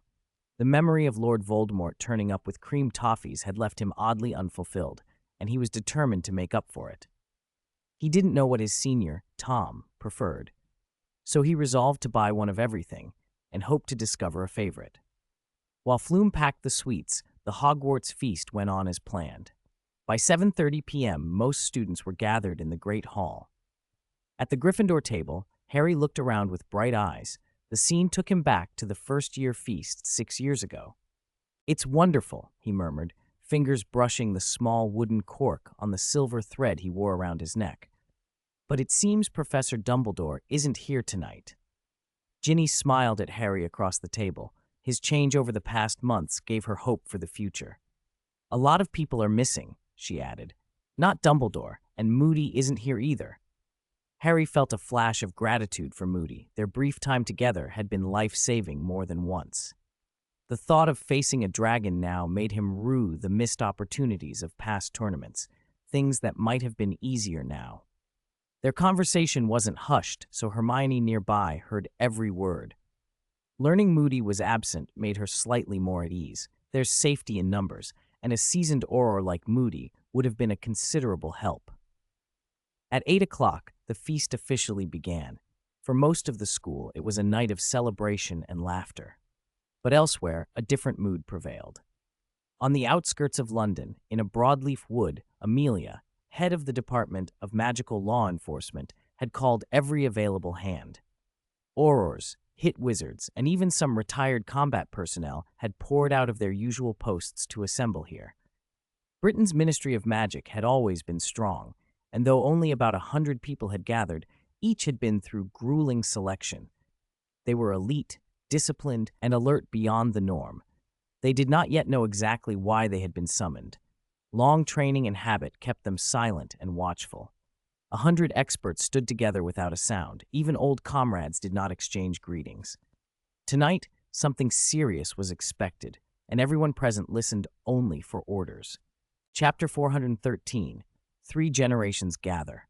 At the Castle Bristol is a historic city in southwest England, famed across Europe for its distinctive architecture and cultural heritage, the cathedral, the Clifton Suspension Bridge, and more. The cathedral, also known as St. Augustine's Abbey, has a nave 16 meters high. That height would not impress modern engineers, but the building dates back to the Norman era. The effort required to erect it over 1,000 years ago is unimaginable. Of course, such facts matter only to Muggles. To wizards, the name Bristol evokes the Lestrange family, an old pure-blood line, one of the Sacred 28, rooted there for generations. 120 miles from Bristol's center, in the quiet Pearton village, a classical manor burned bright with light. The Great Hall, spacious and lavishly decorated, could have hosted a medieval noble's banquet. The only thing slightly out of place was the company. The guests looked grim and dangerous. Outside the manor, Fenrir Greyback, fearsome leader among werewolves, a name that made many wizards shiver, looked unusually put upon. He was sulking, bewildered that a routine outing had so luckily ended with him running into these 2 visitors on his return. "Mr. Greyback, if you have the time, please lead the way for us. I've even bought Halloween candy for my senior." Eno leaned on his 2-foot elderwood umbrella, smiling at the werewolf. He didn't intend to trouble himself with the animals. Amelia would deal with them later. He guessed she was preparing to move out now. Beside him, Fenrir watched the young man warily, his gaze flicking occasionally to the man next to Eno, Dumbledore, who was idly fiddling with a film camera. For a moment, Fenrir's eyes seemed to imagine the distant towers of Azkaban and the drifting Dementors. A werewolf and a dark wizard who had eluded capture for decades, Fenrir was no fool. The fact that Swinburne and Dumbledore had come together to find him already explained much. "I'll lead the way," Fenrir said, all too willing. "I know the Muggle werewolf strongholds. Whether you want me to guide you or to calm them, I'll cooperate as best I can." "Excellent. I like smart people." Eno patted Fenrir on the shoulder. The burly werewolf, nearly 2 meters tall, immediately grinned, the fawning smile of someone who recognized a safer path. Dumbledore looked up from his camera, approving. The question of Muggle werewolves had long weighed on him. Now that someone would lead, many things would become easier. Fenrir straightened, his eagerness even more pronounced. Eno's faint amusement at the sight reminded him of some distant television show. Meanwhile, farther east, in the broadleaf woods on London's outskirts, two distant, ethereal cries echoed through the trees, cries that had the feel of a battle hymn, lifting the spirits of the Department of Magical Law Enforcement's combat teams.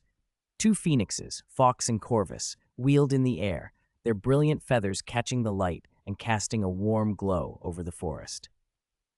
"Everyone, prepare," Amelia's clear voice ordered. "Aurors, in pairs, follow the phoenixes and lay anti-apparition wards ahead." At her command, the Aurors drew wands and moved silently forward. Pop! Pop! Two soft pops and 4 Aurors vanished from sight. A heartbeat later, the phoenixes reappeared. In a dozen seconds, the 60 Aurors serving as scouts had been dispatched. Left behind were the strike wizards, the hard hitters, formidable and trained for direct combat. At the less strange ancestral home, the Great Hall was equally bright. Lord Voldemort sat at the head of the table, elegantly holding a glass of red wine while his Death Eaters clinked their goblets.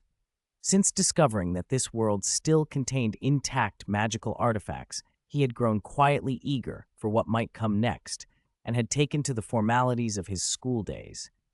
He had no wish to provoke Swinburne and would rather avoid a direct confrontation with Dumbledore if he could.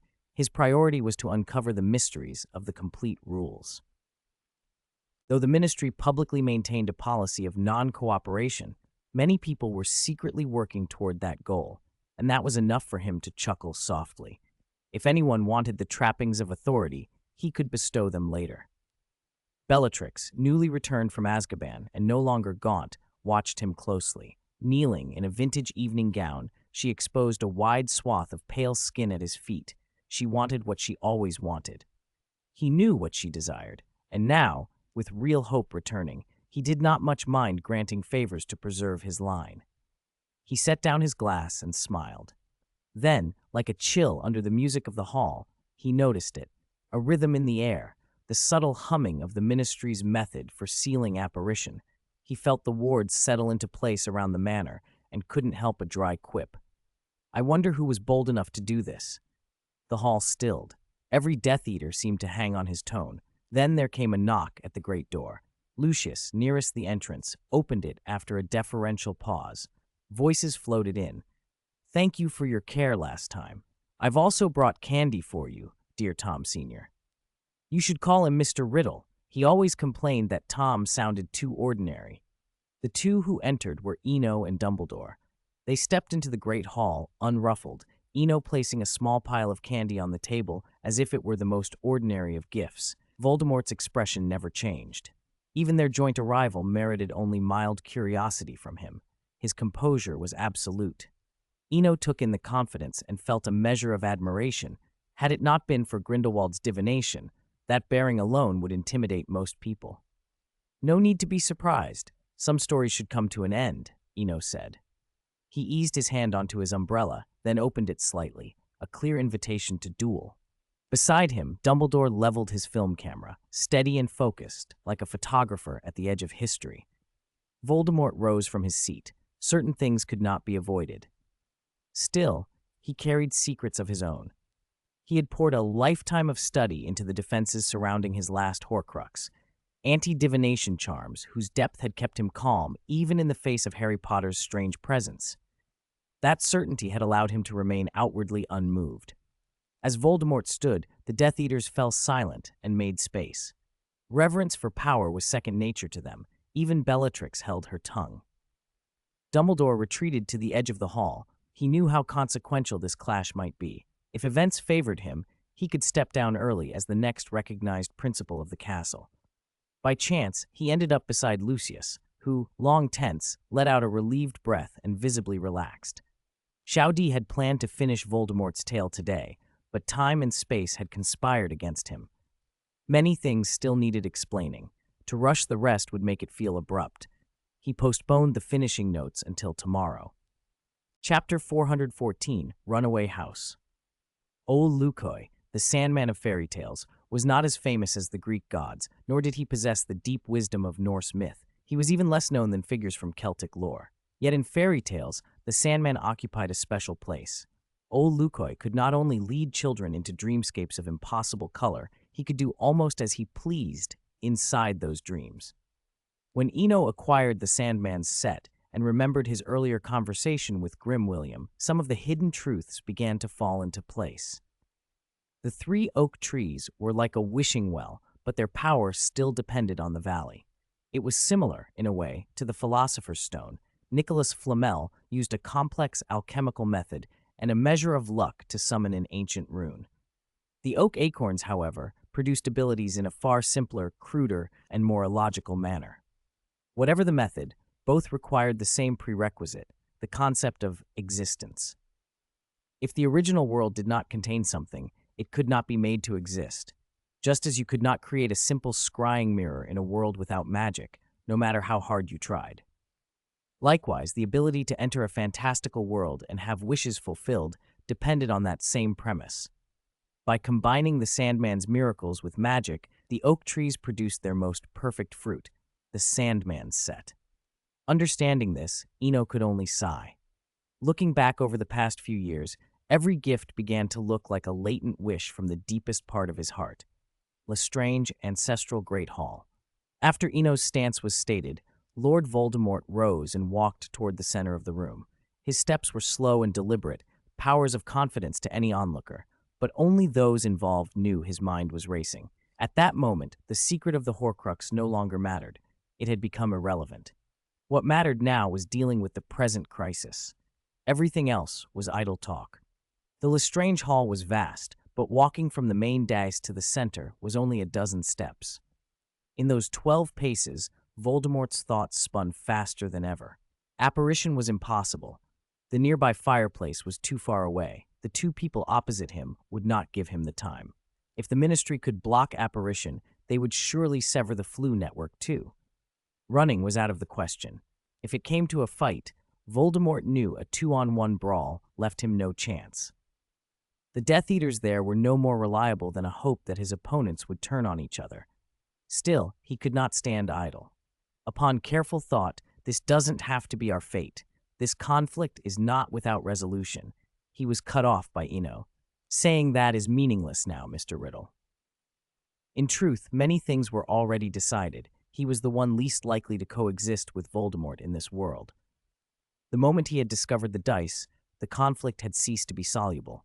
Voldemort had always been rational, but that rationality depended on there being some hope.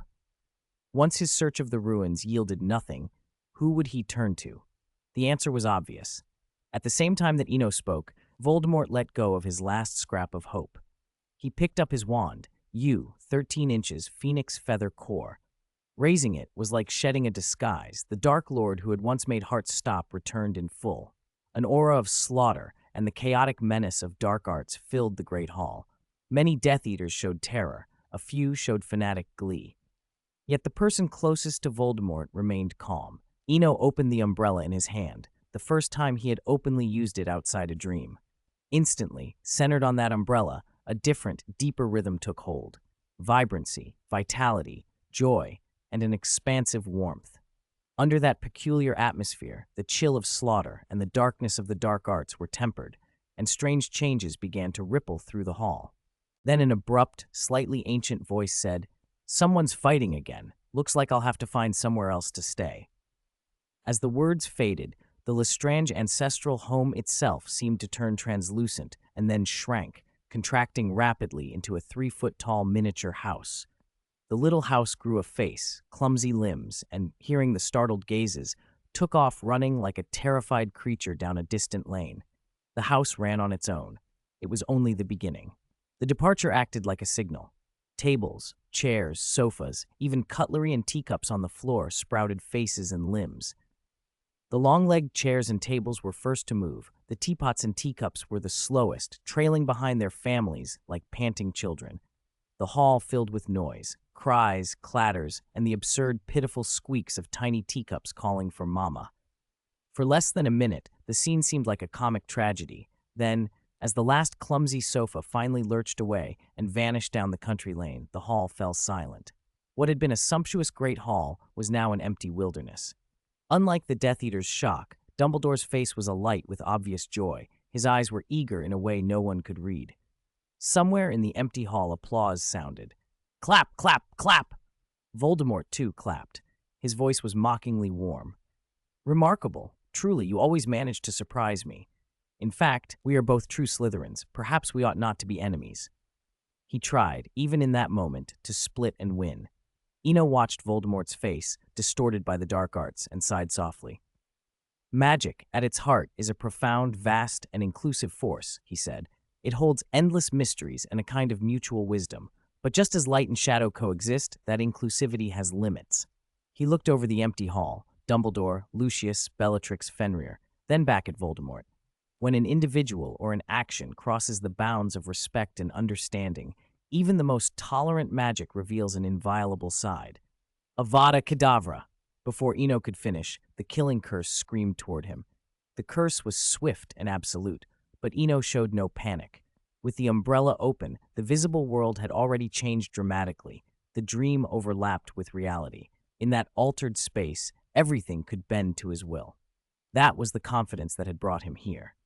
Like transfiguration, magic's essence was, in a sense, making wishes take shape. Combined with the Sandman's umbrella, his power reacted almost miraculously. The green bolt, thick as a baby's arm and as fast as lightning, changed course in an instant. The beam shot straight into the sky. Boom! A brilliant emerald-green firework blossomed overhead. The color that once meant only death now hung in the air like crystalline beauty. Chapter 415, Blooming Fireworks, Bristol, Pearton Village. The countryside at night was always tranquil. Under a sky freckled with stars, a single firework suddenly bloomed, brilliant, cutting through the darkness like a dreamlike flower. The light was beautiful enough to seize the heart. The sudden display made the elite wizards of the Department of Magical Law Enforcement, moody among them, come to an immediate, cautious halt. No one advanced until they knew what they were facing. But as the first firework opened, the night above Pearton burst into life. Boom, boom, boom. One explosion followed another, each releasing blossoms of light, fiery reds, molten golds, emerald greens, ocean blues. Colors braided and overlapped, turning the sky into a wondrous dreamland. Some fireworks streaked like meteors, leaving brilliant tails. Some opened into layered daisies full of vigor. Others faded into pinpricks that seemed to reflect the true stars. The sight stole breath from everyone there. Even Death Eaters on the field couldn't help but look up. The brilliance made troubles seem to melt away, leaving only a yearning for beauty. Lucius Malfoy, staring into the sky, found himself remembering a domestic scene he had not visited in years. His family, 5 of them, seated together in the manor, talking in harmony. Bellatrix, nearby, wore a smile that softened her usually harsh face. Whatever memory the fireworks had called up made her expression strangely pure for a moment. No one could have said precisely what each person saw, but for an instant the night felt warm and full of something like home. The one exception was Lord Voldemort. The failure of his first attack had already tipped him off. The rules in this place were not what he expected. It felt like a transfiguration charm on a vast scale, a change that made his assaults futile. He could see the constraint. He could not fly with impunity, since Swinburne could also take to the air. An apparition was blocked by a ceiling enchantment. The magic was there, but Voldemort lacked any means to counter it. He laughed, a rough, almost manic sound.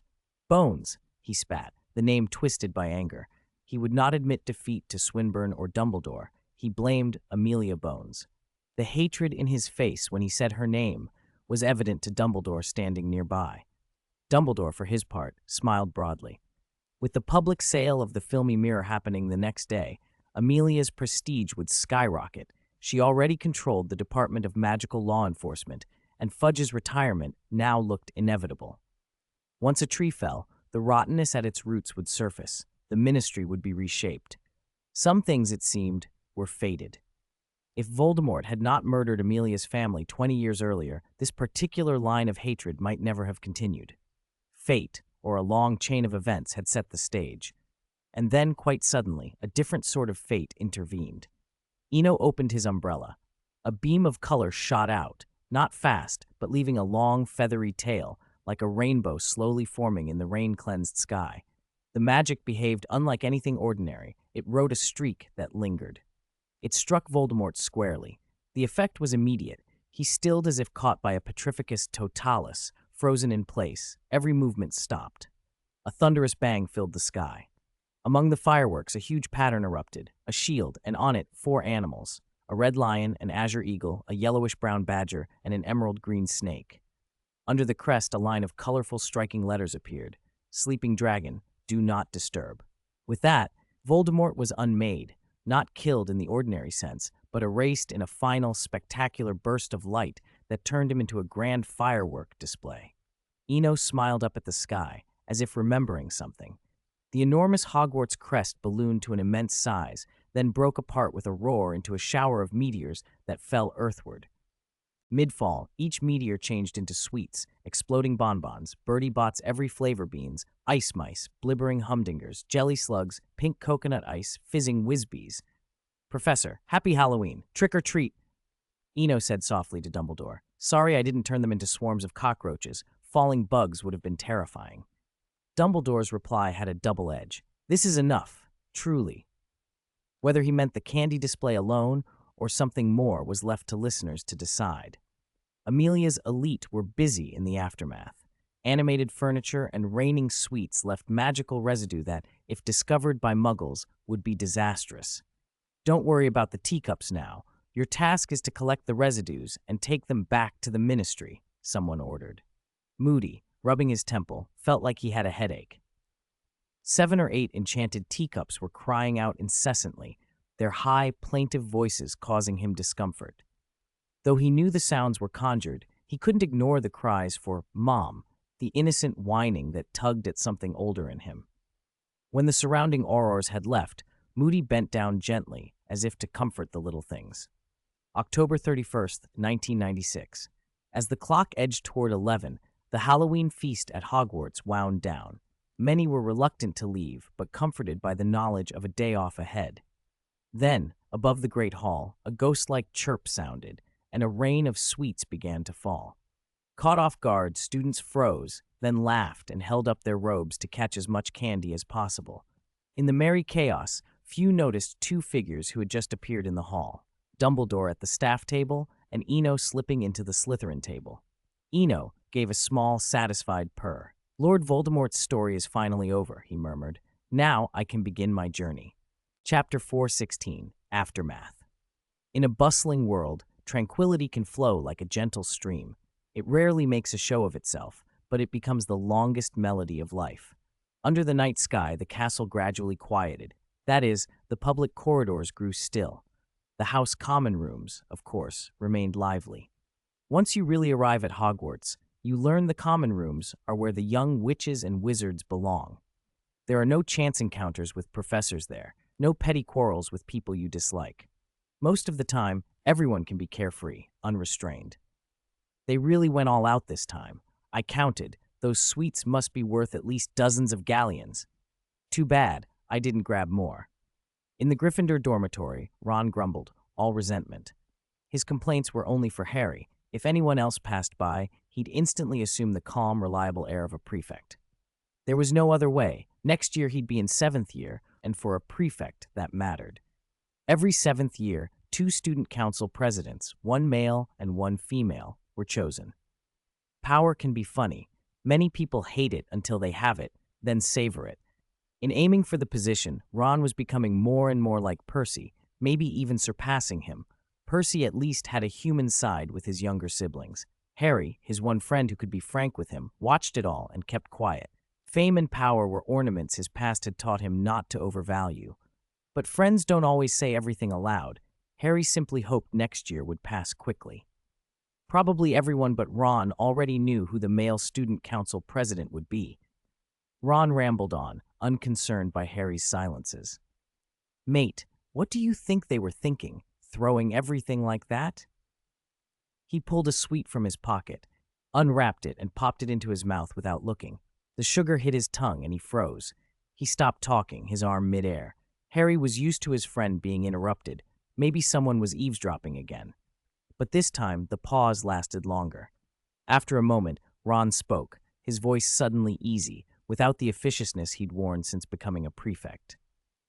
"Harry, remember the flying car from second year? Let's go find it in the Forbidden Forest." Harry blinked. Ron's tone was relaxed, the old Ron resurfacing. Sensing his surprise, Ron spread his hands with a grin. "Don't give me that look. I just want to find something I lost." That sentence brought back the old Ron. Harry smiled and unwrapped another sweet. "Okay," he said. "I'll come with you. We lost that car together, after all." Happiness is elusive. We often brush it aside without realizing, tucking it into the corners of the past. Forgetting isn't losing. Sometimes a simple candy can awaken what was sealed off. On Halloween night, everyone in the castle ate the falling sweets. The sweetness didn't stop at Hogwarts. At Honeyduke's, a brown paper parcel mysteriously appeared on the quiet counter.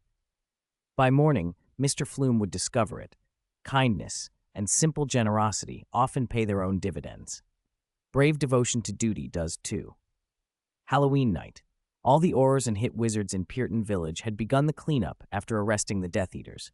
The talking furniture and the falling sweets needed to be cleared. "What do we do with these?" someone asked, looking at the shattered furniture and the ruin of the Lestrange ancestral home. Amelia, head of department, had already decided. "Write to Swinburne tomorrow. These things need somewhere to go." She had seen Eno's sadness over his house being blown up in Hogsmeade, and within her authority, she didn't mind doing a favor. Aurors who fought dark wizards often ended up with certain spoils, an unspoken rule. The Lestrange estate itself was a vast fortune, but not everyone could shoulder such a legacy. No one objected when Amelia suggested transferring ownership. Nearby Aurors began to tally and register everything with professional efficiency. While others recorded inventories, Moody drifted to the edge of the chaos and, with furtive motions, patted his robe pocket as though soothing a sleeping child. The area was full of seasoned combat personnel. His small action didn't go unnoticed, but everyone chose to look the other way. For a retired Auror who'd spent a life covered in scars and in service, taking a couple of keepsakes was something no one would expose. They all knew Moody's character, cautious to the point of loneliness. Now, a crying cup tucked into his pocket might keep him less alone in the years ahead. No one spoke. In silence, they reached an unspoken agreement. Moody, for his part, couldn't pretend he'd hidden it, but he showed with his actions that he accepted the compromise. He knew that, bearing the unexpected, he might spend the rest of his life at Hogwarts in the position of gamekeeper. When the autumn wind blows, it scatters the leaves. When it dies down, silence returns. Once the scene was cleared, the Aurors and Hit Wizards headed back to the Ministry of Magic in an orderly fashion. Pearton Village, having witnessed a spectacular display, fell quiet again. Night owls called, adding a touch of life to the remote village.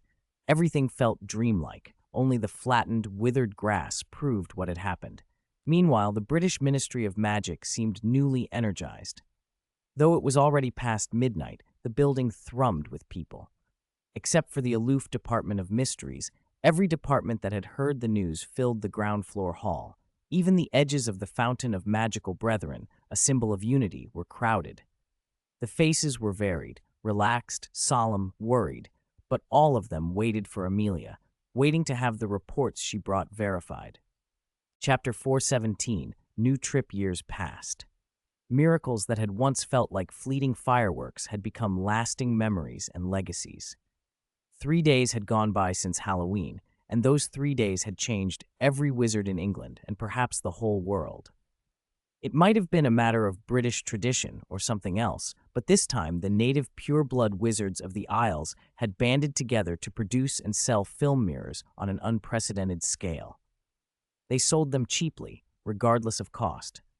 The mirrors replayed the battle at Pearton Village and the final, dazzling fireworks, household furniture moving like living beings, the killing curse exploding into lights, the Dark Lord reduced to candy rain, images so strange and vivid they rewrote people's impressions overnight.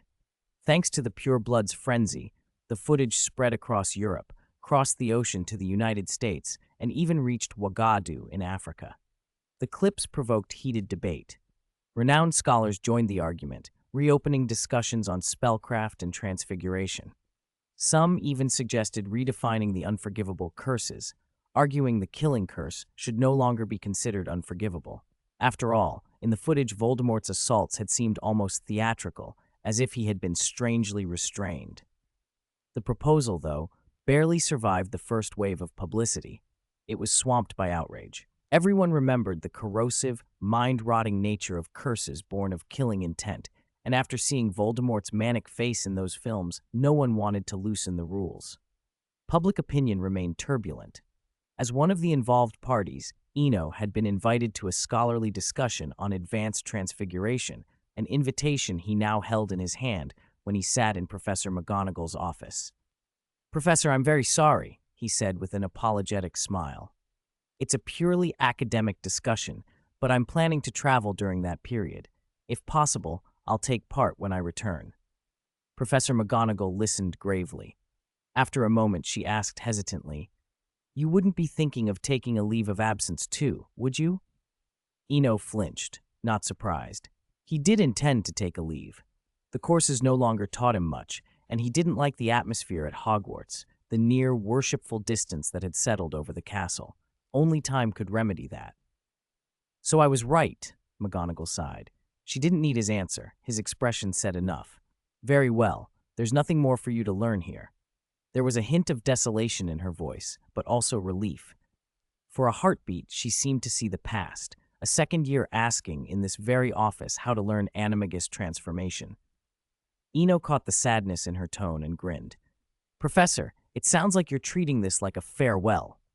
He joked. "I'm only traveling. I'll come back. Maybe we'll even be colleagues someday." McGonagall smiled despite herself. "When you return, perhaps I'll have become headmistress, and then entry into Hogwarts will be far stricter. Liars, drunkards, and the like won't even get in." "I'd like that," Eno said cheerfully. He was already listed in the Book of Admittance as accepted by the castle, but he had no intention of stepping into the headmaster's role after Dumbledore. Whatever the future held, Hogwarts owed Professor McGonagall a great deal. Half an hour later, everything was settled. Eno left the Transfiguration office with a parchment signed, granting him a leave of absence. Walking away, he felt a pang of guilt. He had neglected Neville. From the conversation with McGonagall, he had learned Neville was the student who had taken leave earlier. The nervous, chubby boy who once hid behind the greenhouses and cried alone had finally found courage and resolve. Many students might claim indifference toward their studies, but the last Hogwarts student to drop out had been a famed master of magical creatures more than half a century ago. Neville's decision had taken real bravery. He had promised something at the Malfoy Manor banquet. Now it was time to fulfill it, even if belatedly. St. Mungo's Hospital had been founded by Mungo Bonham in the late 16th century. It was the only magical hospital in Britain devoted to cases other hospitals could not handle. The building had 6 floors. Above the 5th was a visitor's tea room and shop. The other floors were organized by ailment, artifact accidents, creature-inflicted injuries, magical infections, potion and plant poisoning, and on the 5th floor, spell damage. After explaining his purpose at reception, Eno was led by a warm nurse to a private ward to see Neville. The Longbottoms sat on the bed with stunned, hollow faces. If it weren't for their fingers trembling, they could have been mistaken for victims of a full body bind. Neville's voice was cautious, taut with worry. "Eno? How is it? Don't worry, my friend." Eno reached out and laid his hand on Neville's shoulder. The contact worked like a charm. A wave of calm washed through Neville, and impossibly, his fear began to ebb. "They're only asleep. I'll wake them." He opened the umbrella he carried. He couldn't raise the dead, but for the spiritual wreckage left by Crucio, a gentle, beautiful dream could be the best medicine. As the umbrella bloomed open, a curious fluctuation spread through St. Mungo's. On the 1st floor, the 2nd, the 3rd, patients who had been grievously hurt and unconscious stirred and opened their eyes. Later, in the valley, Eno picked up an old suitcase he hadn't used in years. This time he packed differently. Alongside his usual things, he took a dark blue top hat, a 2-foot umbrella, and on his left ring finger, he slid a ring set with a brilliant scarlet gem. Xiaodi's sharing today. St. Mungo's Hospital founder and date. Founded by Mungo Bonham in the late 16th or early 17th century. Location: in London, hidden inside the Purge and Dow's department store. Muggles cannot see or enter it. Symbol: a crossed bone and wand. Outside the Valley Tavern, Eno had prepared as much as he could for the story he was about to enter. He wore the dream god's robes neatly and had fashioned a philosopher's stone into a ring to wear on his hand. When people thought of a philosopher's stone, they often imagined immortality, but its other power was equally formidable: transmutation. The name suggested gold, not because its power was limited to bullion, but because gold was one of the most stable and hardest to produce forms. The stone was, in truth, a permanent means of transformation, allowing its owner to obtain what they desired with ease. For Eno, it was a perfect match for the dream god's umbrella. Twist reality, and wishes followed. He glanced down at the ring. He had made such elaborate preparations because this was, at heart, his first time, his first free entry into a story. His first real steps in this world had been shaped by Hans, and that initial bend in his path had led to the cascade of experiences that followed. Now he had a rare chance to return to the beginning. He pushed open the beach doors of the tavern and stepped into the night. The city had settled into its late slumber. Under cool moonlight, the streets resembled an 18th century town, but the feeling it gave him was strange: chaos and malice braided with flashes of kindness and innocence. If previous tales had felt staged by storytellers, this place felt truer, more like a living world. 10-foot-tall lampposts lined the main thoroughfare, their bright light making the street seem almost daytime. But the light wasn't electric, it came from carbide lamps. By adding water to calcium carbide, these lamps produced a fierce, steady flame, brighter, in Eno's estimation, than the earliest electric lights. The details suggested the city was prosperous. What unsettled him was the silence. In a city with street lighting, nightlife should be expected, yet the streets were utterly still. At the heart of the city, the clock tower held its own heavy mood. On its top floor, a burly figure in polished armor stood by a window, watching the town. The armor's mirror-smooth surface caught the carbide light and made him seem to glow. Behind him, massive gears turned, driven by steam. Pipes and pistons threaded the room like great, absurd arteries. "The clock is running normally. Everything is fine," a cool voice said. A young woman in a gray robe emerged from behind a gear, carrying a carbide lamp that burned brighter and cleaner than the streetlights. The armored man turned. He was a composed, middle-aged man with thick black hair, sharp eyes, and a short, authoritative beard. Nord, the city's guardian, felt a steady irritation. His intuition hinted at intrusion, yet the clockwork behind him kept perfect time. "But I always feel an intrusion," Nord said calmly. "The mechanical core doesn't make mistakes, unless the intruder exceeds its detection." Cilia, youngest mechanic sent from the Hall of Mechanics, spoke quietly. To her, anomalies were a forced subject of study, and she had learned the worst possibilities. "Exceeds detection?" Nord's voice tightened.